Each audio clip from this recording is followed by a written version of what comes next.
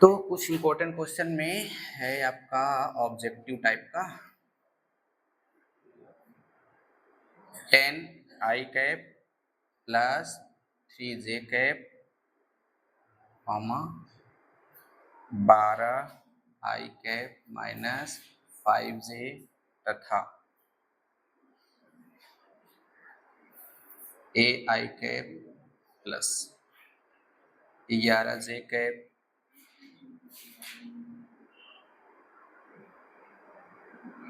एक रैखिक होंगे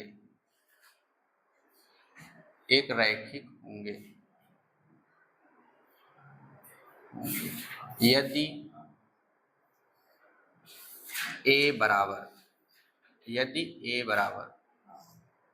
ना चलिए अब ऑप्शन है -8, बी है 8, सी है 1/8, डी है -1/8।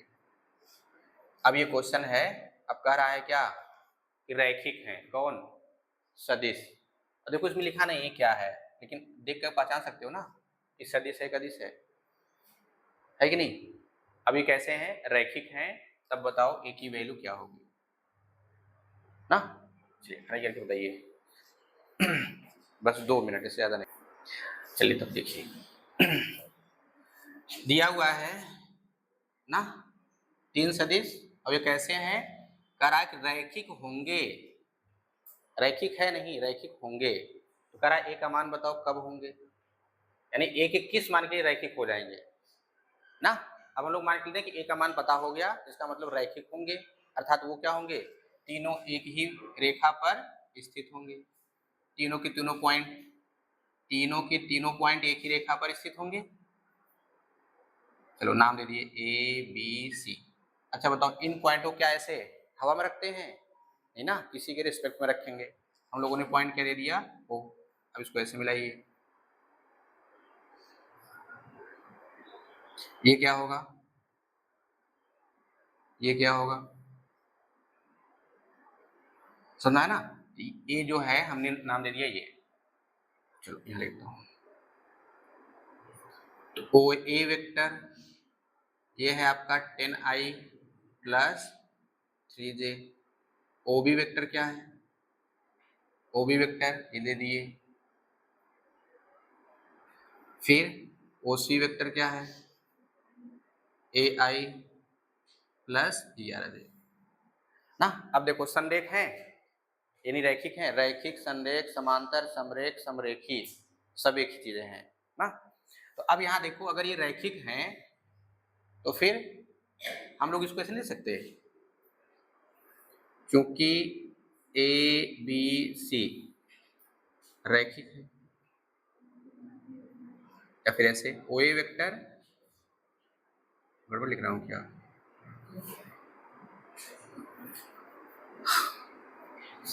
ए बी सी रैखिक है। जब ये रैखिक होंगे बताओ क्या क्या ले सकते हैं कि A B vector parallel B C ले सकते हैं कि नहीं, है ना। यानी A B B C parallel होंगे, अर्थात दो सदिश कैसे होंगे? पैरेलल। अगर दो सदिश पैरेलल हो तो फिर क्या होता है? उनके गुणांक का रेशियो सेम आएगा, उनके गुणांकों का रेशियो क्या मिलेगा? सेम मिलेगा, ठीक है ना। एक तो ऐसे हो गया, दूसरा क्या है, या ऐसे ले सकते हैं ए सी पैरेलल बी सी, ले सकते हैं कि नहीं। अब तीसरा क्या ले सकते हैं? ए सी पैरेलल बी सी लिखे हैं, ए बी पैरेलल ए सी लिख दें, A B parallel A C, A B parallel A C संरेख है तो या रेखिक है तो सही है ना। कोई दिक्कत? फिर गड़बड़ कैसे कर रहे हैं? आठ आएगा। चलिए अब ऐसे हो गए। अब हम लोग क्या निकालें तब? ए बी वेक्टर क्या है? ए बी वेक्टर क्या है? ओ बी माइनस ओ ए, ओ बी माइनस ओ ए। अब बी में से घटाइए, इसमें से घटाइए, कितना आएगा? 2i, और ये घटाएंगे -8j। अब क्या निकालिए? बी सी निकालिए, लिखेंगे क्या? ओ सी माइनस ओ बी। ओसी कौन है, ये ओसी माइनस ओबी, ये घटाएंगे कितना आएगा, ए माइनस 12i, फिर माइनस 16j हो जाएगा। अब आपने क्या बोला है, समांतर हैं, जब समांतर हैं तो क्या होंगे, क्या होंगे, आई जे के गुणांकों का अनुपात सेम ना, बनाइए। यहाँ कितना है 2, यहाँ कितना है a माइनस 12, यहाँ कितना है माइनस 8, यहाँ कितना है माइनस 16, गड़बड़ कर दिया हूँ, 16 रहेगा ना। ये कितना हो गया, ये कितना हो गया ना, आया कितना 1/a माइनस 12 माइनस 1/4, यानी a माइनस 12 बराबर माइनस 4, a बराबर कितना आया -4 प्लस 12, a बराबर कितना आ गया 8 ना।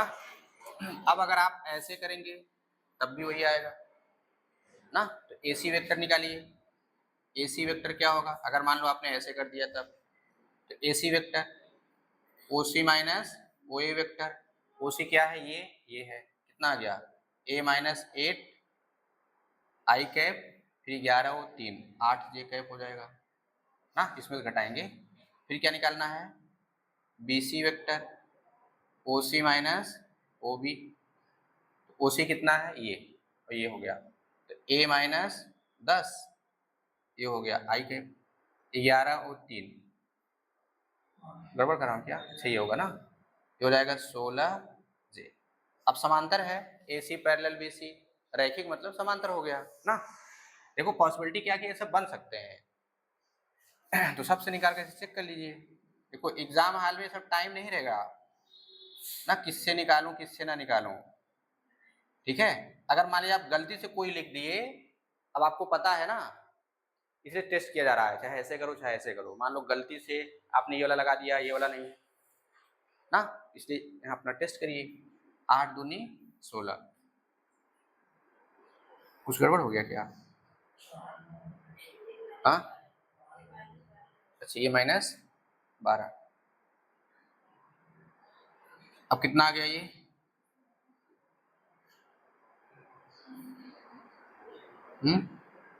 2a, 2 8 16, a माइनस 12, कहाँ गड़बड़ हो गया, कहीं गड़बड़ कर दिए ना, देखो कहाँ गड़बड़ हुआ चलो यहाँ गड़बड़ हुआ है ना, ये a माइनस 10 होगा। अब कितना होगा ये 20, हाँ 12 लिख दिए, 20 होगा ना। अब इधर जाएगा, अब क्या हुआ 8, तो चाहे जो कर लो। अब एक चीज और है ना, हम लोगों ने क्या कह लिया, ए बी ए सी ले लिया, फिर ए सी बी सी ले लिए, एक और बचा है ए बी बी सी ना।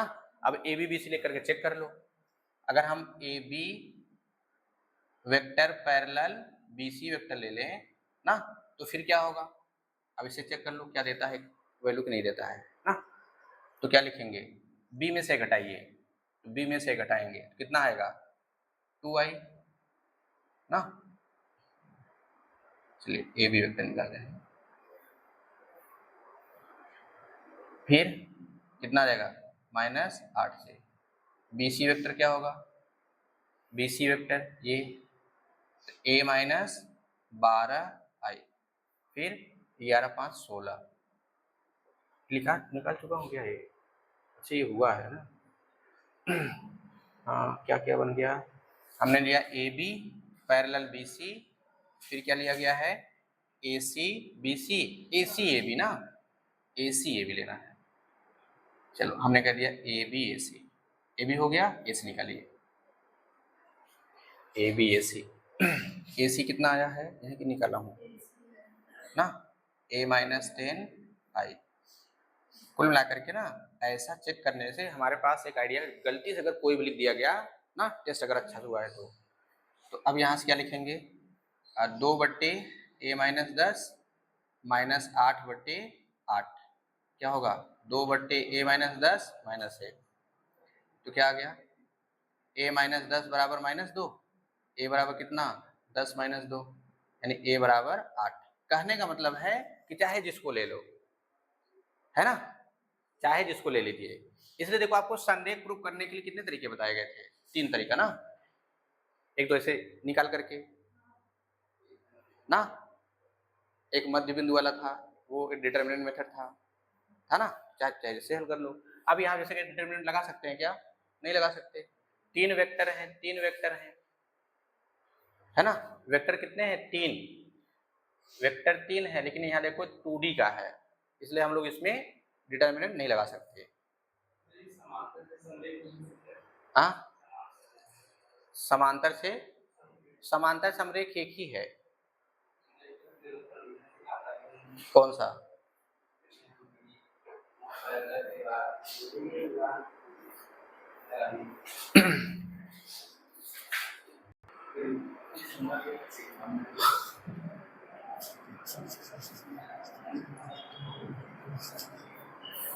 और डायग्राम बना लेने से 50% प्रॉब्लम आपके ऐसे सॉल्व हो जाएंगे। हो सकता है जैसे बना रहे हो वैसे दिमाग में सोल्यूशन चल जाए, है ना। इसलिए डायग्राम आप बनाने की कोशिश करिए।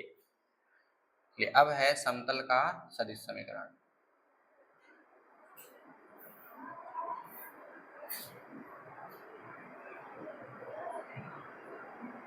ऐसे क्वेश्चन पूछा नहीं है, हाँ ऐसे क्वेश्चन पूछा नहीं है, लेकिन हम लोग इस इक्वेशन का यूज करके कंडीशन फॉर कोप्लेनरिटी का निकालेंगे ना, फार्मूला क्या बनता है, vector equation of plane.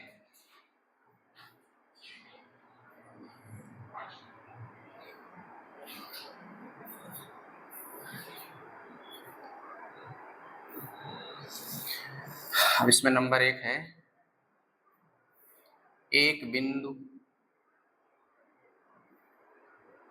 Vector A से जाने वाली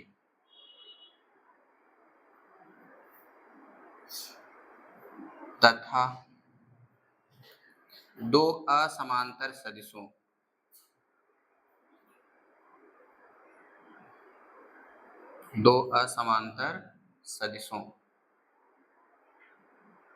वेक्टर बी व वेक्टर सी के समांतर समतल का समीकरण।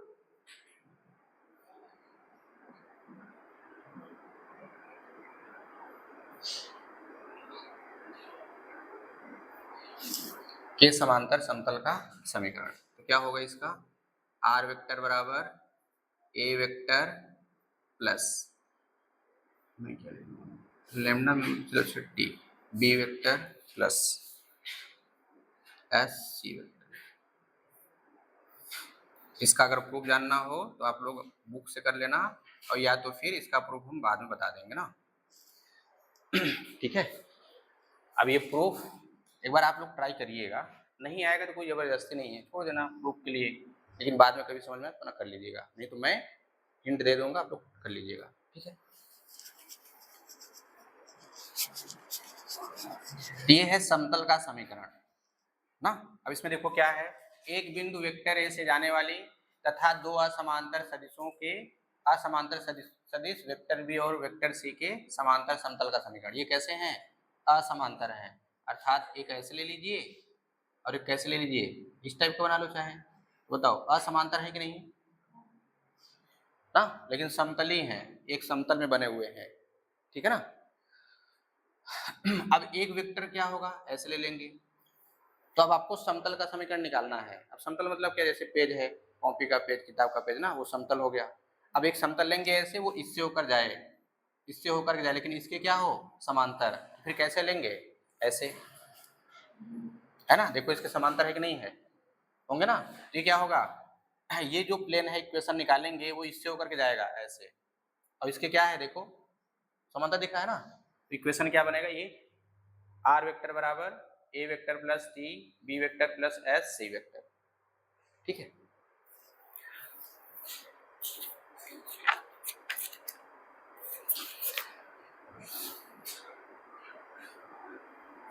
सेकंड है, तीन बिंदुओं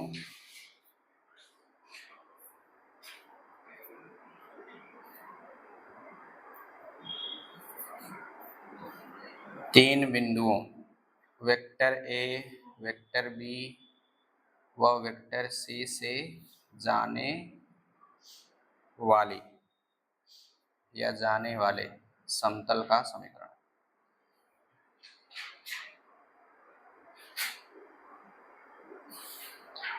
जैसे दिमाग पंक्चर तो नहीं हो रहा है? हाँ?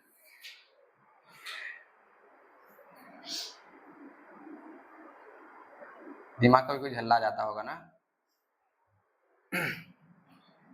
तो समीकरण क्या है? आर वेक्टर बराबर A vector plus T B vector minus A vector S C vector minus A vector. ये है 3 बिंदु से जाने वाले समतल का समीकरण। इसका अगर डायग्राम बनाना हो ना तो मैं डायग्राम इसका थोड़ा बना ही दे रहा हूं। ये हमने क्या ले लिया? पॉइंट ए, ये देखो ऐसे ले लिए, वेक्टर बी और वेक्टर सी ना। मैं थोड़ा सा हिंट दे रहा हूं, देखो बताओ, ये वेक्टर है, ये भी वेक्टर है, ये भी वेक्टर है, और इन सब का क्या है? सम है, योग। बताओ सदिशों को कैसे जोड़ते हैं? त्रिभुज विधि से ना। अब इस वेक्टर इस वेक्टर इस वेक्टर को लेकर के आप ऐसे ऐसे त्रिभुज की रचना करिए ना, जो ये पूरा परिणामी बना रहा हो। यानी आर वेक्टर क्या बन जाए? परिणामी वेक्टर। अर्थात आर वेक्टर क्या है? एक चर बिंदु है ना। एक आप चर बिंदु ले लीजिए कहीं पर ऐसे, आर वेक्टर ना। अब अगर आपने त्रिभुज बना लिया यहाँ पे, और ध्यान दे 3 वेक्टर हैं, है कि नहीं? इसका मतलब 2 मिलकर के एक बनाएगा, जो आएगा फिर जो बचेगा उससे मिलकर त्रिभुज बनाना चाहिए ना। ठीक है। और लास्ट में ये आर वेक्टर कैसा बन जाए? परिणामी। और ध्यान, ये जब जो सब के सब वेक्टर हैं ये ऐसे तो रखे नहीं जाएंगे, किसी एक स्थिर बिंदु के सापेक्ष रखे जाते हैं। हम लोग क्या करेंगे? एक पॉइंट ओ मान लेंगे ऐसे। तो क्या बन गया? ओ ए ओ आर। ऐसे आप बनाना चाहे इधर से बना लीजिए ऐसे ना। अब देखो ये क्या है? असमांतर है, इससे जाने वाला समतल, देखो ये समतल है। अब ऐसे लग रहा है कि जैसे इससे निकल रहा हो, ऐसा नहीं है। अभी इससे बताएगा ना, एक पॉइंट ऐसे ले लिए, एक वेक्टर ये ऐसे हो गया, एक ऐसे ले लिए, एक पॉइंट यहाँ हो गया ऐसे, ये समतल है ना। तो जो समतल होगा इस पॉइंट से जाएगा, लेकिन इसके क्या दिखेगा? पैरेलल। देखो अगर मैं ऐसे लिख, पैरेलल नहीं है, ऐसे पैरेलल नहीं, ऐसे पैरेलल है ना, ऐसे भी पैरेलल है। लेकिन जब मैं ये लूंगा तो ये भी क्या होगा? पैरेलल ही दिखेगा। मैं इसको चाहे इधर कर दूं, ये बुक को बताओ बोर्ड के पैरेलल है कि नहीं है?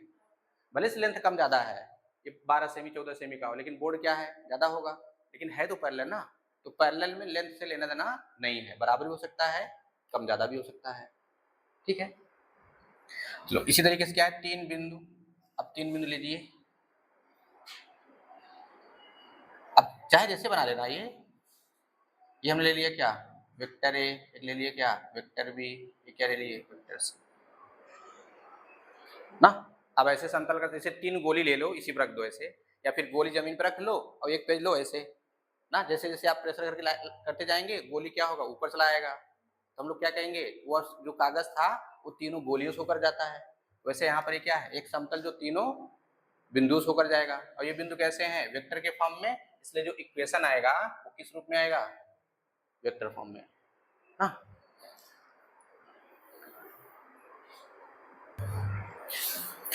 चलिए अब हम लोग कंडीशन पढ़ेंगे कि 4 बिंदुओं के समतली होने का प्रतिबंध।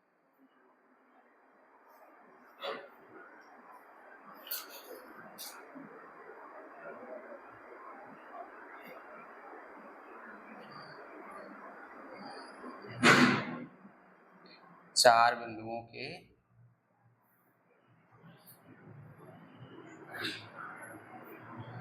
समतली होने का प्रतिबंध।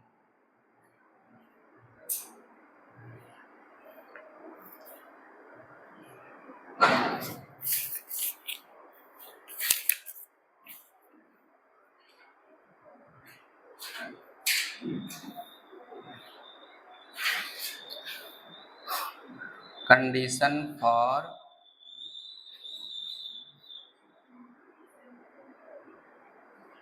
condition for 4 points to be coplanar। आप समतली या समतली का मतलब समझ गए कि नहीं? समतली का मतलब है कि सब एक ही जगह बैठे हों, एक ही तल में, वो समतली है। अगर अलग अलग तल में बैठे होंगे क्या कहलाएंगे? असमतली। अब जैसे इस बोर्ड पे चाहे जहां भी लिख दिया जाए, चाहे जहां भी लिखा हुआ है, वो सब क्या है? एक ही समतल पे, यानी एक ही बोर्ड पर लिखा है, ऐसे कह लो, है कि नहीं? जितने भी अक्षर यहाँ लिखे हुए हैं सब क्या है? एक ही बोर्ड पर लिखे हैं ना, कि अलग अलग लिखे हैं। तो हम लोग यहाँ पर गणित की भाषा में क्या बोलेंगे कि वो समतली है। अब चार बिंदुओं के समतली होने का प्रतिबंध देखना है।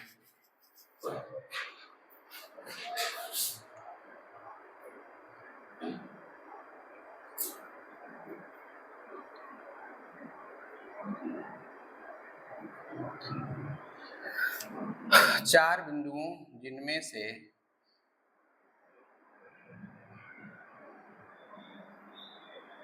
जिनमें कोई तीन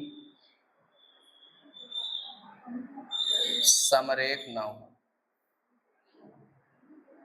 कोई तीन समरेख न हो की स्थिति में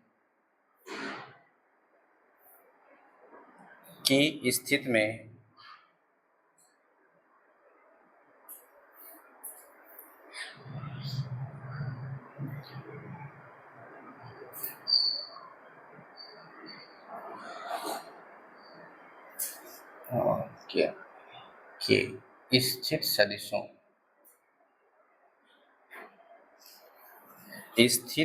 सदिशों में एक घातीय संचय होना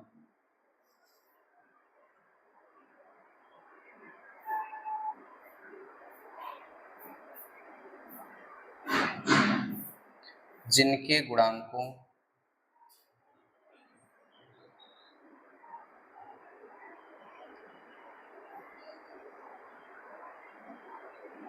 जो सभी एक साथ शून्य न हो का बीजीय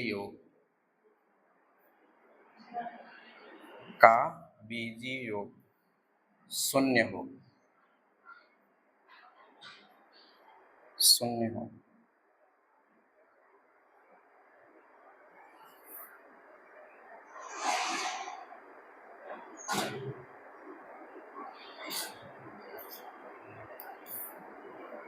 उन बिंदुओं के एक समतलीय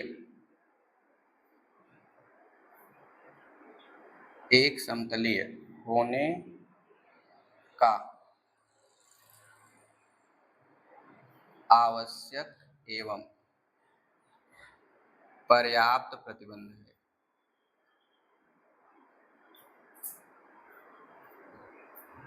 हाँ? तो अगर चार बिंदु हैं जिनको हमको समतली बनाना है, हाँ, तो चार बिंदुओं जिनमें से कोई तीन समरेख नहीं होने चाहिए, अर्थात वो एक सीधी रेखा पे ना हो या एक रेखा पर ना बैठे। के स्थित सदिशों, किनके? चार बिंदुओं के स्थित सदिशों में एक घातीय संचय अर्थात लीनियर कॉम्बिनेशन बनाएंगे। कहने का मतलब क्या है? ए vector, B vector, C vector, D vector, चार सदिश हो गए, सब स्थित सदिश होंगे।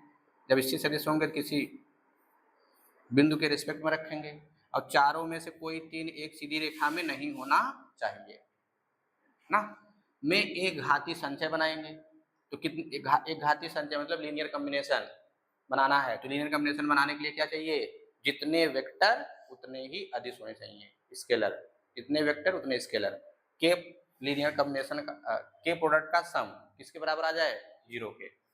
जिनके गुणांकों, यानी जो लीनियर कॉम्बिनेशन बनाएंगे ना, तो वेक्टर के गुणांकों का सम क्या होना चाहिए? 0। लेकिन जो स्केलर हैं वो सभी एक साथ शून्य ना हो, यानी सब के सब 0 ना हो, यानी एटलीस्ट 1 नॉट इक्वल टू 0 ऐसे हो जाए ना। का बीजीय योग शून्य हो, तो उन बिंदुओं, कौन? जो चार बिंदु ये हैं, समतली होने का आवश्यक एवं पर्याप्त प्रतिबंध है ना। अब देखो, मान लो ऐसे थोड़ा आपको कम समझ में आया होगा, अब हम लोग इसको मैथमेटिकली लिखते हैं। इसे मिटाएं।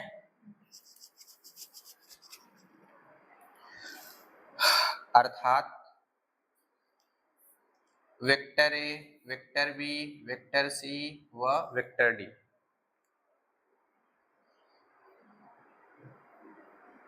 चार स्थित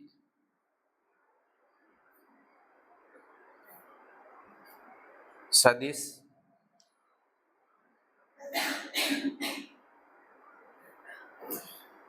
समतलीय होंगे,